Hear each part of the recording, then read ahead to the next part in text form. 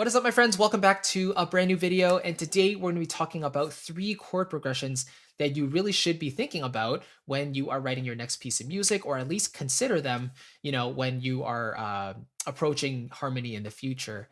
You might be already thinking of these, very, very possibly. These are kind of simple, actually, relatively simple, but they're super effective because of the color and the results that you get. So we're going to get into them. But before we do that, I want to first of all, remind you that the Piano Skills for Composers and Songwriters course is currently open for the week. So it basically covers the very basics of piano playing, some technique that's very fundamental, plus some improvisatory techniques that will help you improvise easily with melodies and chords.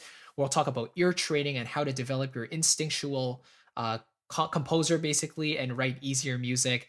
And it's just going to be the composer's method, basically, for piano playing, in case you have a MIDI controller or a piano, but you're just kind of fumbling over the keys and not really sure how to play. So I want to offer that to you, before it closes at the end of the week. So let's kind of dive into these 3 chord progressions. The first one is relatively simple. It starts on the 1 chord, and then usually I would do maybe a 3, a 4, and then a 5. So the standard chord progression could be like 1, 1, 6, 4, 5, or 1, maybe minor 3, 4, or 5, right? But one thing I like to do to spice things up is introduce some either modal mixture or just flat or sharp certain notes. In this case, we can actually take the 3 and flat it. So you get a flat 3 chord, in this case E flat major, then going to 4, then to 5. And this is really cool because in C major, it's such an open sound, right? And then as soon as you get to E flat, you're introducing literally E flat and B flat in there. So we have 2 notes, 2 black notes, whereas before we only had white notes in the key of C, or the chord of C. So 1, and then that still sounds pretty good, right? It sounds smooth because G is a common tone between both chords, which is really nice. And then when you go to F major, you open back up because now you're back in the white keys, and then you can finish on G, and then you can go anywhere you want. You can do 6, or you can go back to 1, for example. So always adding a little bit of spice here and there can be very cool. In moderation, of course. It's very easy to overdo certain modulations and certain mixtures, for example, alterations, if you will. But I think if you just throw in the occasional spicy chord here and there, it could be really nice. So just to recap, 1, flat 3, 4, you can even do minor 4, and then 5 back before going back to 1. That's kind of the first chord progression I wanted to think about. The second one is a very simple circle of fifths motion. So instead of just going like 1, 4, 5, 1, which is very classical, we could even do something like 6, 2, 5, 1. Because if you think of the circle of fifths, A, D, G, C, those are all perfect fifths apart, right? And if we're going down the circle of fifths, so A minor, right? Then down to D minor, then down to G major, then down to C major. That's going down in perfect fifths in terms of chords, right? So if we can use that as more of a progression, then it actually feels like you're jumping, to somewhere else instead of just moving easily or smoothly to another chord. You're actually, taking a bigger step. And that's what happens when you actually go from a chord down or up a fifth, 6 to 2, for example, right?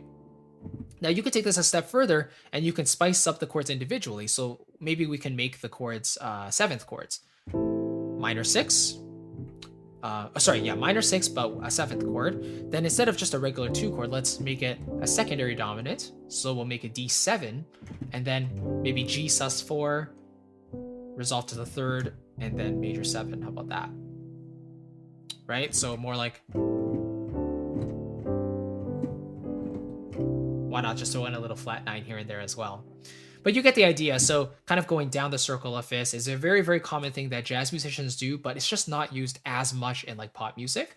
But it's something I like to do a lot in bridges, specifically in my songs.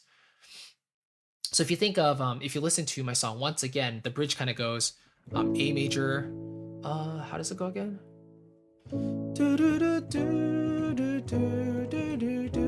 Yeah, so it kind of goes G sharp minor, C sharp minor, so that's down a fifth, then to F sharp minor, which is down another fifth, down to B major, which is another fifth, and then down another fifth to E major. So I'm literally walking down the circle of fifths, but it creates this really satisfying resolution just because of the way the circle works. So if you're not familiar with the circle of fifths, definitely check that out. It basically shows how each of the keys on the piano are related by perfect fifths. And then if you can start incorporating some of those chains, it will start to sound beautiful. So again, number 1 is 1, flat 3, 4 to 5. Number 2 is just using the circle of fifths motion. You can do it on the sharp side or the flat side, doesn't really matter, but eventually resulting or resolving on a tonic. And then the third one I wanted to mention was the descending motion all the way down from a tonic down to the 2 and then resulting in a 5 and 1. So it kind of sounds like this.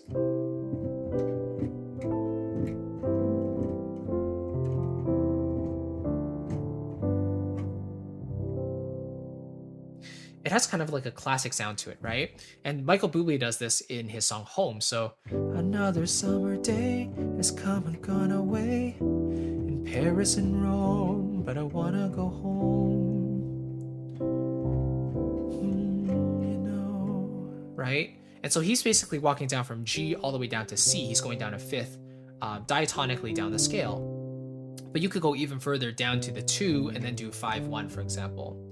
So instead of having just a regular 4-chord progression like 1-4-5-1 or 6 or 1-6-4-5 or something, here we're actually going down by step down the scale. So in the key of C major, C, then B. I mean, if you do root position, that would just be a diminished chord. So you don't really want to do that. You can do a 5-chord in first inversion, then A is minor in root position.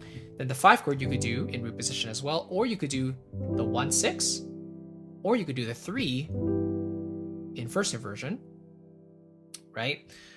Sorry, the C over G would actually be second inversion, and then first inversion for the E minor chord. Then F major could be root position. C over E would just be first inversion, so that's the 1 chord, and then the 2, 5, 1, or 2, 5, flat 6, or so on and so forth. But I really love that motion as well, and I did that for my song Ready. It's kind of a guitar-based song, but it kind of walks down and does that exact same thing. So 3 different kind of approaches actually altogether. The first one is more of a standard chord progression like 1, 3, 4, 5, but you're just taking one of those chords and altering it entirely. I'm flatting the entire thing so it becomes a flat 3 chord. The second one is walking down the circle of fifths, so more of a methodical approach, but it still sounds great and very logical as well. And then finally, the third one is just walking down the scale one step at a time, which sounds very, very smooth and very, very natural because it almost feels like you're starting at a high place, but then you're gradually reaching a place of resolution and resolve, and I just love that type of thing. So hopefully that gives you a little bit of an insight into some possible chord progressions you can tinker with. You can always, of course, tweak these to your own liking, whatever you want. Harmony is one of those things that is just so flexible. And so you can really just have fun with it and do whatever you want, really. But yeah, let me know if you have any questions about that. Just leave a comment below. Let me know or which one is like your favorite, or if you want to add one of your own that's like your favorite as well, let me know as well. And again, I just want to let you know that my Piano Skills for Composers course is currently open until tomorrow night. Just remember that you're going to get a full method of how to actually approach piano playing from start to finish, my personal approach. There's fundamental techniques in there, but not only that, we'll also cover some sight reading, like how to read notation. But I wanted to take that a step further and also cover improvisation, like how to play easily without reading sheet music, some exercises you can do for that, and then just, techniques to help a composer play better and easier and maintain inspiration and motivation while writing music. So a lot of you have been asking for this. I wanted to give it to you before it closes. And yeah, just wanted to share that with you in case you're interested in taking your piano playing to the next level. Thank you so much. I really appreciate it. And I'll catch you in the next video. Take care, my friend. Bye-bye.